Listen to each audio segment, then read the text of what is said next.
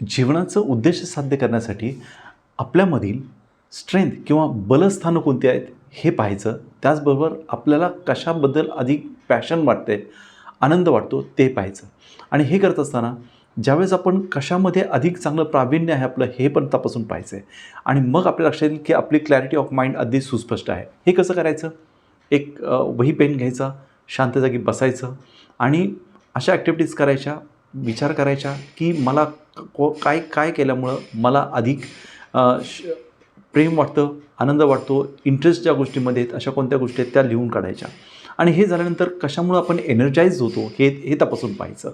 काही गोष्टी आपल्या ओव्हरलॅप देखील होतील की डबल देखील येतील, हरकत नाही. एक 10-15 मिनटामध्ये आपण ज्यावेळेस ह्या प्रॅक्टिस करायला सुरुवात करू त्यावेळेस आपल्या लक्षात येईल की कदाचित माझी बलशाली तुम्हाला असं वाटेल की इतरांना आपण अधिक शांतपणे ऐकून घेणं आहे.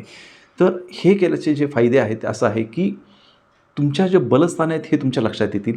त्याचबरोबर आपल्याला पुढचा जो प्रवास आहे तो प्रवासामध्ये आपल्याला काय गोष्टी आपल्याला जीवनामध्ये महत्त्वाच्या आहेत की जेणेकरून आपल्या जीवनामध्ये तो विदायक फरक जाणवू शकेल हे आपल्या लक्षात येईल.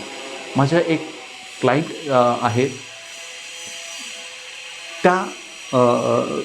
त्यांचं नाव निर्मला. त्या ज्यावेळेस माझ्याकडे आल्या तर त्यांना हा जो उद्देश आहे जीवनाचा त्याबद्दल ज्यावेळेस त्यांनी समजावून घेतल्या ह्या गोष्टी, त्यांनी हा प्रयोग केला. त्यांच्या असं लक्षात आलं की त्या खूप चांगल्याप्रमाणे इतरांना ऐकून घेतात, इतरांबद्दल त्या हळव्या आहेत. आणि मग त्याचबरोबर ज्यावेळेस त्यांच्या लक्षात आलं की ही कृती आपल्याला आपण करू शकतो चांगल्या प्रकारे, त्यावेळेस त्यांनी जे योगा टीचर हा त्यांना आवडता भाग होता. त्यानंतर त्यांनी योगा टीचर लगेच त्याचबरोबर जॉब करता ते कॉर्पोरेट जॉब करता त्यांनी योगा टीचरचा पण त्यांनी जॉब केला. आणि त्यांच्या जीवनामध्ये एक अमूल्य असा त्यांना परिणाम जाणवला.